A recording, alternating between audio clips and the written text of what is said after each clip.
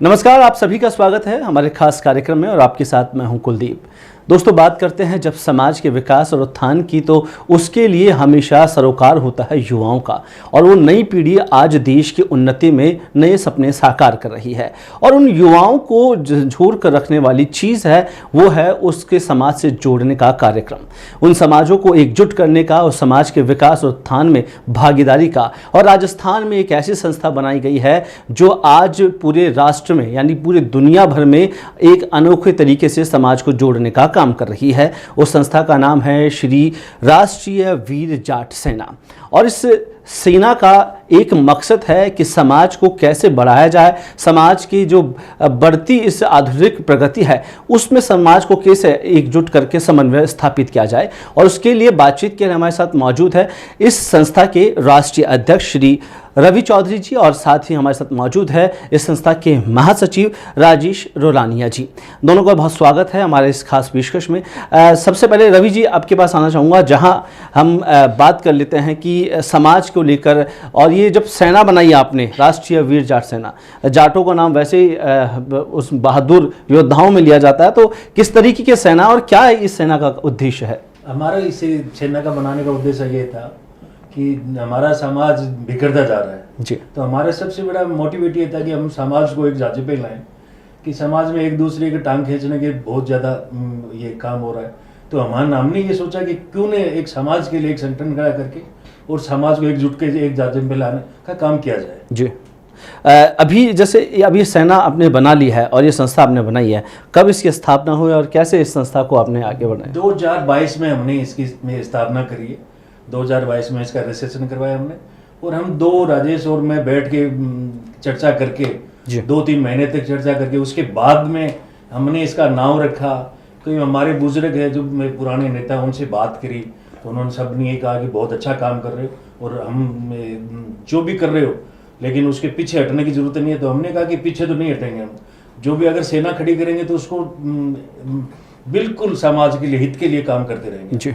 रवि जी ने आपका जिक्र किया और राजेश जी, जहां आप दोनों एक मंच पर बैठे, एक जाजम पर बैठे और समाज के जो विकास की बात है, कैसे आज अब आप दोनों यंग स्थिति पे है, एक नौजवान उस दौर में गुजर रहे हैं, कैसे खुद को छोड़कर समाज के बारे में सोचा आपने?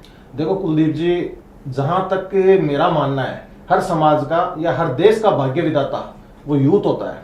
हर देश का, हर समाज का भाग्य का फैसला करने वाला, भाग्य का निर्धारण करने वाला यूथ होता है। और आज इस आधुनिकता के युग में यूथ जो चक्काचौंध भरी जिंदगी, नशे की आदी होता जा रहा है, इस प्रकार से एक बार बैठे बैठे भाई साहब ने हमने चर्चा की।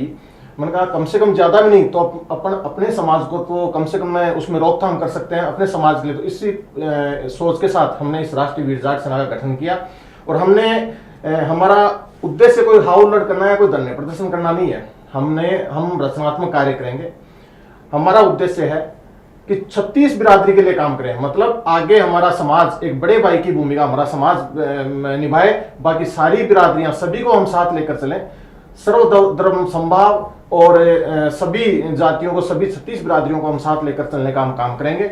और समाज की जो अंतिम छोर पे जो व्यक्ति है उसको भी हम उठाकर बराबर लाने का हम प्रयास करेंगे। कुलदीप जी, संस्था में आप लोगों की भागीदारी और कौन कौन लोग हैं संस्था में जो आपसे जुड़ाव रख रहे हैं? कुलदीप जी, फिलहाल संस्था की ये स्थिति है, गुजरात, हरियाणा, दिल्ली, उत्तर प्रदेश, MP चारों तरफ संस्था का बहुत पुरजोर तरीके से विस्तार हो रहा है। लोग खुद चलाकर, कुछ शुरुआत में साल 6 महीने हमारे को जोर आया, लेकिन अब स्थिति यह है कि हजारों की संख्या में युवा, हम बुजुर्गों को आशीर्वाद देने के लिए और युवा बिल्कुल काम करने के लिए हमें हमारे साथ जुड़ने को मतलब पुरजोर तरीके से इसका विस्तार कर रहे हैं।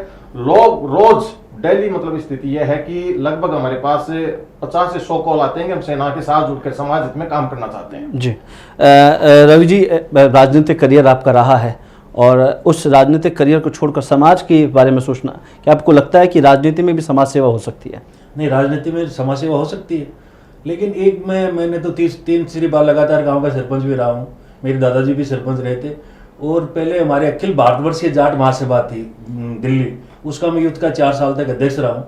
तो मैंने समाज के लिए काम पहले भी बहुत किया है, लेकिन फिर हमने ये सोचा कि खुद अपनी ये राष्ट्रीय सेना बना के खुद काम करे। मैं राजेश हमारे के शुरू से मैं समाज के लिए काम करने का बड़ी इच्छुक रहती है मेरे, और मैं गांव 10 से लेके लगातार हम सरपंच है, तो आप खुद समझदार हो, देख सकते हो कुलदीप जी कि हम गांव के छोटी छोटी डाणी है, गरीब है, उसके लिए अगर आवाज नहीं उठाएंगे तो कोई सरपंच बनाता नहीं है। आप ये खुद समझदार हो।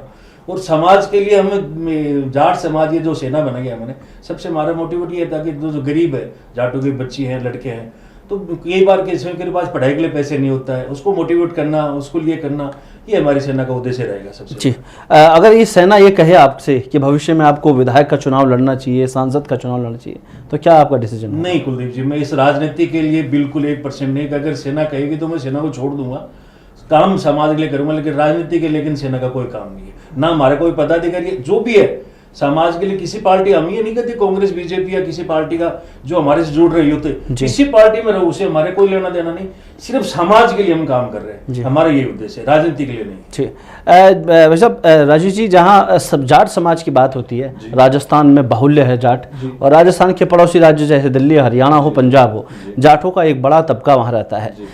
राजस्थान में जाटों में एकजुटता को लेकर आपका क्या मानना है? क्योंकि समाज कई हिस्सों में जहाँ संस्कृति थोड़ा बदलाव है, वेशभूषा का बदलाव है, भरतपुर से जब देखते हैं तो वो कहता है कि हम असली जाट हैं, तो क्या ऐसी भ्रांतियाँ जो अलग अलग लोग बनाए बैठे हैं जाटों के बारे में? ऐसा कुछ नहीं है, ये सिर्फ और सिर्फ जो राजनीति के ठेकेदार हैं वो गुमराह करते हैं। बाकी जाट कम्युनिटी जाट होता है, चाहे वो हरियाणा का हो, यूपी का हो, दिल्ली का हो, एमपी का हो, कहीं का भी हो, जाट होता है। जो राजनीति के ठेकेदार हैं वो सिर्फ और सिर्फ अपना राजनीतिक स्वार्थ पूरा करने के लिए ऐसी भ्रांतियां समाज में फैलाते हैं। हमारा मेन मोटो ये है कि ऐसी भ्रांतियों को दूर कर समाज के सभी लोगों को एक जाजम पर लाएं। दूसरी बात, हमारे राष्ट्रीय अध्यक्ष जी भाई साहब ने शुरू में क्लियर कर दिया था कि चाहे किसी भी राजनीतिक विचारधारा का व्यक्ति हो, लेकिन राष्ट्रीय वीर जाट सेना कभी भी किसी राजनीति पार्टी के लिए में कभी इन्वॉल्व नहीं होगी। राष्ट्रीय वीर जाट सेना अपने आप में एक सामाजिक संगठन रहेगा, उसमें किसी भी विचारधारा का हो, कोई भी विचारधारा हो, कांग्रेसी हो, कम्युनिस्ट हो, भारतीय जनता पार्टी की विचारधारा हो, कोई भी हमारी सेना में समाज सेवा के लिए हम उसका स्वागत है जी। जहाँ जाटों को देखते हैं राजस्थान में जो बड़े बड़े नाम हैं, वो नामचीन लोग जैसे राजू ठेठ हो, अब लॉरेंस बिश्नोई का नाम खुलकर सामने आ रहा है, जो राजस्थान का वो हिस्सा जहाँ पे जाटों का बाहुल्य है, जाटों का एक वर्चस्व है, उस क्षेत्र से निकल के आ रहा है, क्या समाज उसे किस नजरिए से देखते? देखो, मैं आपको कुलदीप जी बता दूं, पहली बात तो लॉरेंस बिश्नोई जो एक अपराधी है, अभी 2 दिन पहले मैं देख रहा था, एक लाइव देख रहा था, उसमें कोई करनी सेना करके कोई राज शेखावत करके, मेरा कोई ज्यादा उनसे वो परिचय नहीं है, ना मैं इतना जानता हूं। उन्होंने एक तालिबानी फरमान जारी किया कि जो इसका एनकाउंटर करेगा उसको 1,11,11,111 रुपए में दूंगा। तो ये तो बिल्कुल एक तालिबानी फरमान है। ये तो न्यायपालिका को संज्ञान लेना चाहिए, न्यायपालिका को संज्ञान लेकर के मुकदमा दर्ज करके उसके खिलाफ विधिक रूप से कार्रवाई होनी चाहिए, क्योंकि एक अपराधी है, अपराधी को सजा न्यायपालिका देगी। अपराधी ये थोड़ी होता है कि भाई हाँ जिसने अपराध किया है, कम से कम न्यायपालिका पर भरोसा होना चाहिए। दूसरी बात मैं बिश्नोई समाज के लिए बता दूं कुलदीप जी आपको, ये बिश्नोई समाज पूर्णतया एक समाज मतलब एक पंथ है। ये जाट 100% जाटों से निकला हुआ हमारे ही भाई हैं। वो मतलब 2 भाई थे, उनमें से जो बिश्नोई समाज के जो भी आदर्श हैं, जो भी उनके, वो एक ने ग्रहण कर लिए, तो वो एक पंथ निकल गया। बाकी 100% वो हमारे भाई हैं, एक डीएनए है हमारा, एक ब्लड है, सब कुछ मतलब जाट समाज से निकला हुआ पंथ है और हमारे ही भाई हैं। लेकिन मैं तो आपके चैनल के माध्यम से इतना कहना चाहूंगा कि जो एक तालिबानी फरमान जारी किया है, न्याय आपको मीडिया को इस चीज को मतलब दिखाना चाहिए और आवाज उठानी चाहिए कि यदि कोई अपराधी है, अपराधी को सजा न्यायपालिका देगी, भाई न्यायपालिका देगी। ये तो एक तालिबानी फरमान हो गया, ये कहाँ मतलब विधिक या लोकतंत्र वाली बात कहाँ से? आपको भी कम से कम इस मामले में मेरा सरकार से अनुरोध है कि सरकार को स्वतः संज्ञान लेकर के उसके खिलाफ मुकदमा दर्ज किया जाना चाहिए और मुकदमा दर्ज करके जो भी धाराएं बनती है उनमें उनके खिलाफ कार्रवाई की जानी चाहिए जी। आरक्षण को लेकर आपका क्या मानना है? क्या जाटों को आरक्षण की आवश्यकता है? जी, आरक्षण हमारे को तो शेखावटी वाले जाटों को और बाकी को तो सबको है, भरतपुर और धौलपुर वाले जाटों को आरक्षण नहीं है और बिल्कुल मिलना चाहिए। और बाकी आरक्षण के मामले में मेरा तो एक विजन क्लियर है कि आर्थिक आधार पे आरक्षण होना चाहिए, क्योंकि जो मतलब जिसको जरूरत नहीं है, जैसे मैं मान लो मैं हूं, मेरे को जरूरत नहीं है, लेकिन मेरे ही भाई लोग हैं, उनको जो आरक्षण का कोई लाभ नहीं ले पाए ना कुछ, उनको जरूरत है, जरूरतमंद के हिसाब से। और मैं ये नहीं कर रहा किसी जाति के हिसाब से, लेकिन मैं सभी जातियों से एक अपील करूंगा कि जिसने आरक्षण का लाभ ले लिया, जिसको आवश्यकता नहीं है, वो ऐसी व्यवस्थाएं मतलब लागू की जाएंगी, वो स्वतः आरक्षण का त्याग करे जी, वो उसका बड़प्पन होगा। जी रवि जी, समाज आपका वैसे ही प्रगतिशील है, शिक्षा हो, स्वास्थ्य हो, प्रशासनिक महकमे हो, सभी में जाटों का एक अच्छा दबदबा है। अब क्या भविष्य में दिखते हैं कि अब युवाओं के लिए, महिलाओं के लिए, बच्चों के लिए, बुजुर्गों के लिए क्या समाज के लिए आगे का आपका विज़न है? हमारे एक सबसे बड़ा विजन ये कि जो जाट समाज की बच्चियाँ यहाँ जयपुर में एग्ज़ाम देने के लिए आते हैं, तो उसको रहने के लिए कहीं भी जगह नहीं है।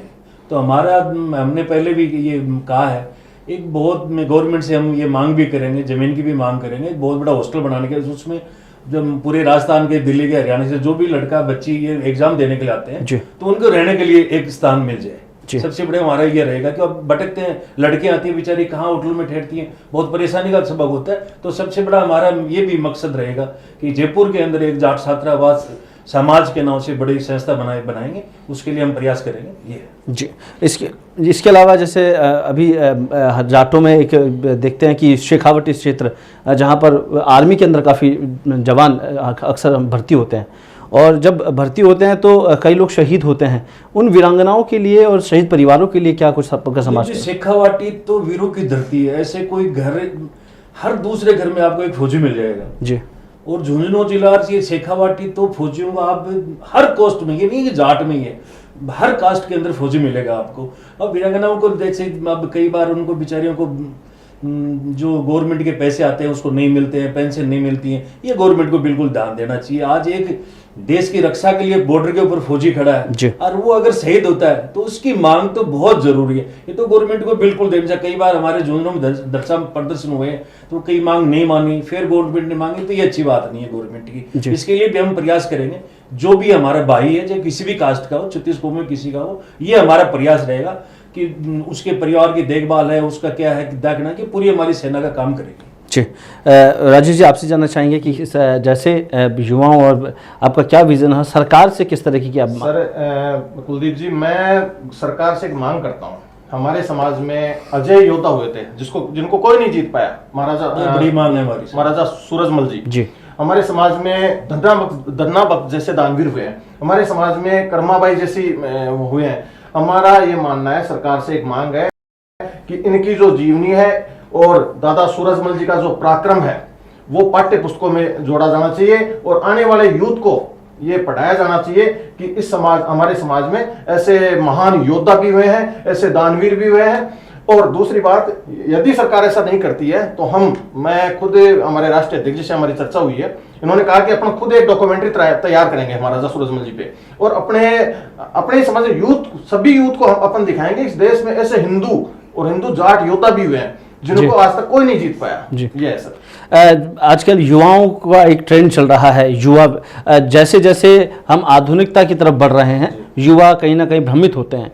युवाओं के लिए आपका क्या मैसेज रहेगा? युवाओं के लिए मेरा एक मैसेज है, सबसे ज्यादा आज मैं देखता हूँ और मैं कुंठित होता हूँ कि एक सूखा नशा इस जयपुर में नहीं बाहर भी, मतलब भयंकर तरीके से एक जो सूखा नशा है उसने युवाओं को अपनी गिरफ्त में ले लिया, भयंकर तरीके से जकड़ लिया है। तो मैं युवाओं को ये संदेश देना चाहता हूँ कि मेरे भाइयों, छोटे भाइयों, नशे से दूर रहो, सामाजिक जो भी समाज में अपना योगदान दे सको, अधिक से अधिक पढ़ाई करो, खेलकूद में आगे बढ़ो, समाज में किसी भी समाज के हो, समाज में अपना जो भी योगदान है वो दे सको, लेकिन नशे से दूर रहो। नशा एक ऐसी प्रवृत्ति है यदि मतलब घर नहीं, पूरे परिवार को खोखला कर देगी और शरीर, मतलब यह समझ लो कि कुछ दिनों के मेहमान वो रह जाते हैं आने वाले। ये है जी। रवि जी, आप क्या कुछ कहना चाहेंगे युवाओं के लिए, समाज के लिए? मेरा युवाओं के लिए यही संदेश है कि नशे से दूर रहो, पढ़ाई पे ध्यान दो, खेलकूद पे ध्यान दो, और नशे के अंदर कुछ भी नहीं रखा। जो आज तक नशा करने के वालों को देखा है, उनका घर बर्बाद हो गया है, बच्चे बर्बाद हो गए हैं, रोड पे सोए रहते हैं, ये अच्छी बात नहीं। मैं युवाओं को यही संदेश देना चाहता हूँ, मैं हमारी जाट सेना की तरफ से, और हमारा प्रयास भी रहेगा, हमारे प्रयास गांव-गांव में जाकर ये प्रयास भी रहेगा हमारा कि नशे से दूर रहे। यही हमारी सबसे बड़ी अपील रहेगी युवा साथियों से। तो ये थे राष्ट्रीय वीर जाट सेना के राष्ट्रीय अध्यक्ष और महासचिव, और जिस तरीके से समाज को लेकर विकसित करने के और उत्थान करने की सरकार से जो मांग की है, युवाओं से जो अपील की है, वो काफ़ी सराहनीय है। और जैसे जैसे हम आधुनिकता के साथ बढ़ रहे हैं, सामाजिक विकास और उत्थान की बातें हमेशा याद रखनी चाहिए। जिस तरीके से जिस मातृभूमि पे हम जन्मे हैं और जिस पावन धरा राजस्थान में हमने इस चीज़ को जिया है, हम यहाँ संस्कृति को जिया है, उसे बनाए रखने के लिए समाज के साथ मुख्य धारा में चलना एक महत्वपूर्ण कदम हो जाता है, जिसके लिए आज ये संस्था संकल्पित है। और फिर हाजिर होंगे एक नई कार्यक्रम के साथ, एक नई शख्सियत के साथ। तब तक मुझे दीजिए इजाज़त। नमस्कार।